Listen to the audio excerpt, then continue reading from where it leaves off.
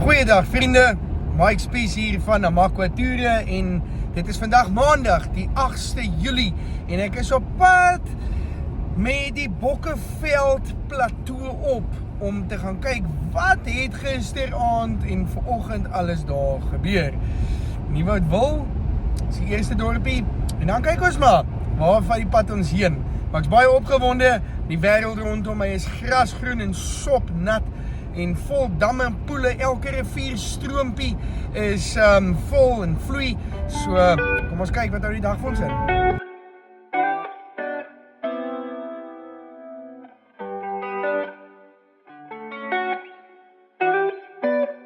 Nou ja, soos ek die berg opkom ry het en ek uit die kar het geklim het ek nodig gehad om nog 'n baadjie aan te trek. Onder die berg is 1 baadjie voldoende, maar hierbo 2.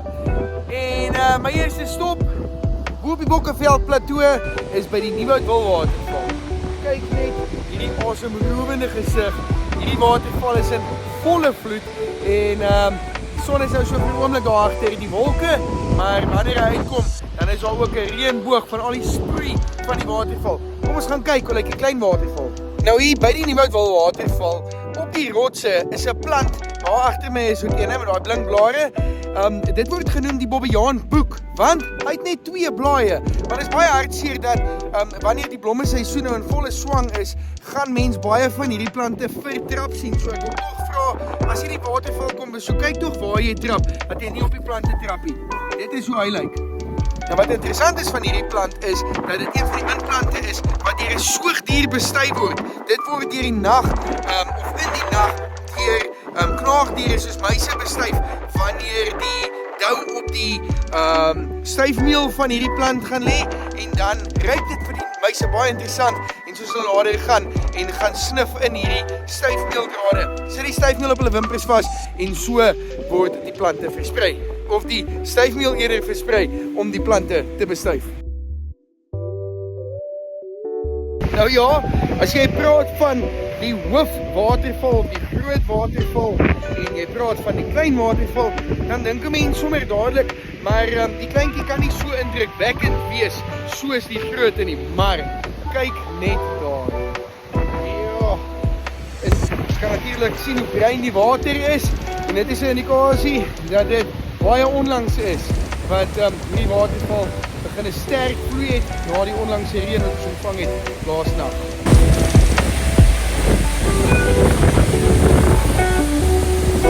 Ek is halfpad tussen Nieuwoudtwil en Calvinia en dit is nie 'n kwessie van of die berge wit is en of daar sneeu is in die Calvinia omgewing nie.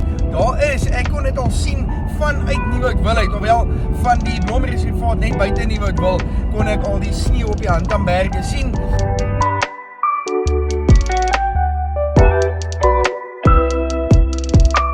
Kilometer voor Calvinia en die Handamberge is wit gesneeuw. Kyk net hoe mooi. En die Rubinium self, kyk net daar.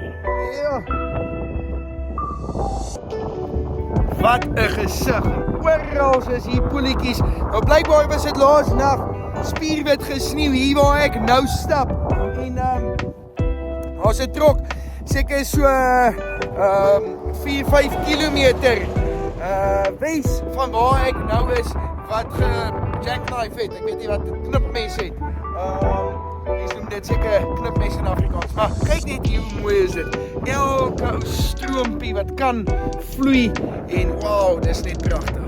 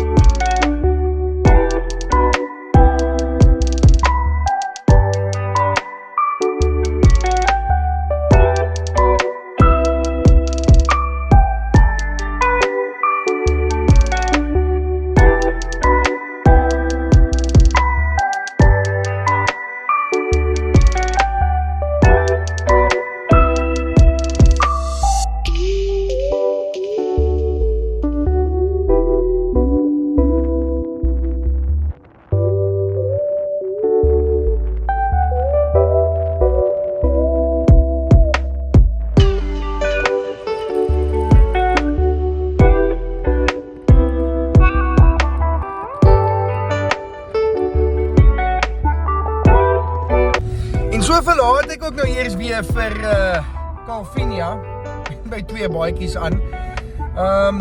En ek het nou net met iemand gepraat hier in die dorp wat sê dat sy bly nog vir 36 jaar in Calvinia en nog nooit het sy die sneeu so dik gesien hier soos wat dit nou die laaste ek wil amper sê 24 uur gesneeu het hier in Calvinia nie.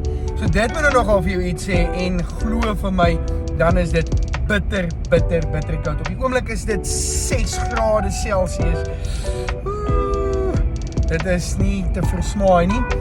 En die plek is nogal vir my baie spesiaal, maar dit is vrek koud. Ek het so 5 jaar van my kinderlewe deurgebring hier op Calvinia. En nou met my pa ook gepraat en hy sê ook vir my, kyk as die Rubini sneeu op het, dan is dit hier koud vir amper 'n maand lank, want die sneeu smelt nie sommer net oornag. So, mense van Calvinia, bly warm. Klim maar onder die kombersies vanaand, dan gooi maar extra 1 of 2 op, want julle gaan nog vir baie lank koud kry.